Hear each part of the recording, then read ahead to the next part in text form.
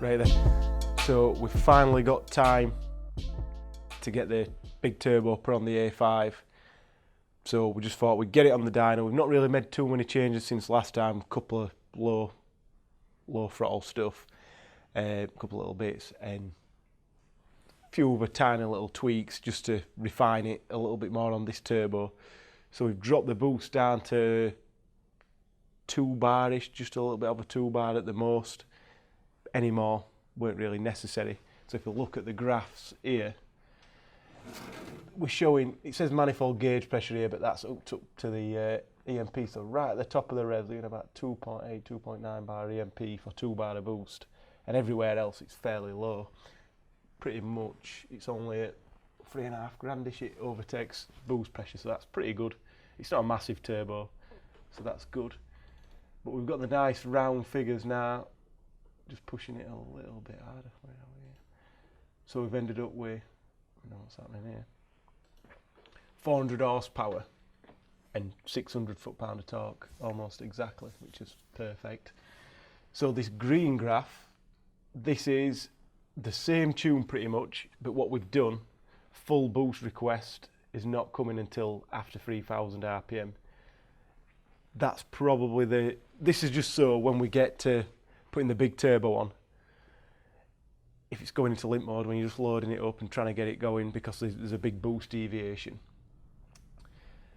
we didn't want to have an unrealistic boost request that we never tested on the other turbo. Kind of not much logical thinking there, but just so we've got an exact comparison. So if we put this lazier tune on the new turbo and it spools as good as that, we know roughly where we are in the boost request sort of situation, because that means if it's spooling exactly the same, we can increase it a bit more and see where we are. But we're going to end up with that fine balance. I'd assume that's the best we're going to get, sort of 3 grand for full boost, and I'm hoping the power goes north of 500, but we'll see what happens.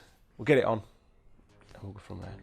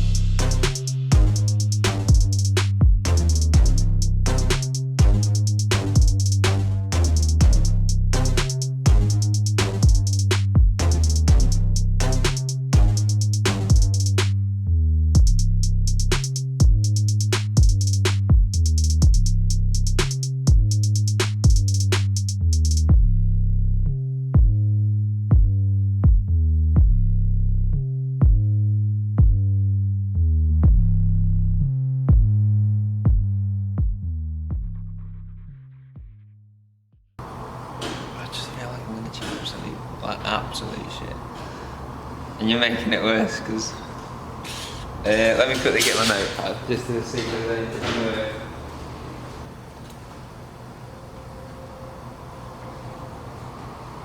It might be horrendous and then you'll just be using like completely silent footage while Raj talks over it. But Dubs it in. yeah.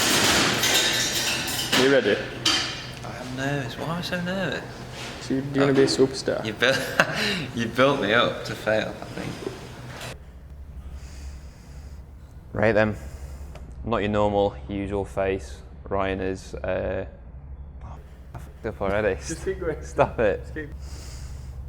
Right then, as you've seen in previous vlogs, Ryan's been expecting a second child, which is why I'm filling in. I'm not your usual friendly northerner face. Back on the A5, so back to the big turbo. Got that fitted while we were away doing some racing in Zandvoort over the weekend. Took it out on the road, dyno was busy. Surprisingly, really well. Everything started going fine, the car was driving fine, wasn't too laggy, none of that kind of rubbish. So straight to the dyno, we wanted to test it tune for tune, see what kind of difference it was making. So yesterday, we got a pull-in on the original tune, made, I think it was 424 horsepower. We just kind of like easing it in, watching EMPs, because it's an unknown turbo obviously, you got to keep it safe and we want to make sure that we're not going to blow another one up. And then it started acting a little weird last night. We were seeing like big EMP spikes that were just saying that there was something wrong. Came back to it this morning, gave everything a check over, did some actuator sweeps, all looking fine. Did a pull, and on the same tune, the car managed 450-ish horsepower with no changes. It's just the extra airflow this thing wants to send. We then went for the second run, and it was acting weird. We saw another EMP kind of spike, and then towards the top end, the EMPs wanted to stay there, which doesn't really correlate to the good run we had seen before. So we had to do some digging, which is why this is off. We got an actuator fault code which pointed us to say something was wrong. With the rod removed, pressing on it, it was super stiff to start moving. This is what activates the vane pack. This is usually got the actuator on it with a rod, moving it up and down, and when we were pressing on it, it really didn't want to move.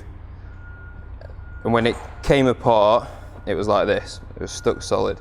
And as you can see, this is a very nice piece of foreign object damage. So I'll just try and pop it out. This, we're not entirely sure yet where it's come from. There is maybe a suspicion that the exhaust manifolds that we've used, because they're double walled, this has managed to come away from just getting hot. We're assuming that a little bit's melted, come off, and what it's done is it's got stuck in there. This has been sticking out further and it's clipped the turbine wheels. You can see the damage on these edges here. And with that removed, the vanes work as they should. So annoyingly for us, we're gonna have to send it back to the supplier, redo it all again, and then do some more investigating with the exhaust manifold, make sure that if it is that for certain, this is obviously repaired. If not, we're gonna have to try and figure out what's got in there to cause this. But it is super annoying, and it's all in progress obviously, but with the tune that we were gonna put on it, from Ryan's previous comments of a 500 horsepower turbo, it's looking pretty good. I don't want to big it up too much, but yeah. So yeah, there's a little update for you, and hopefully we'll get some better power runs and bigger numbers for you soon.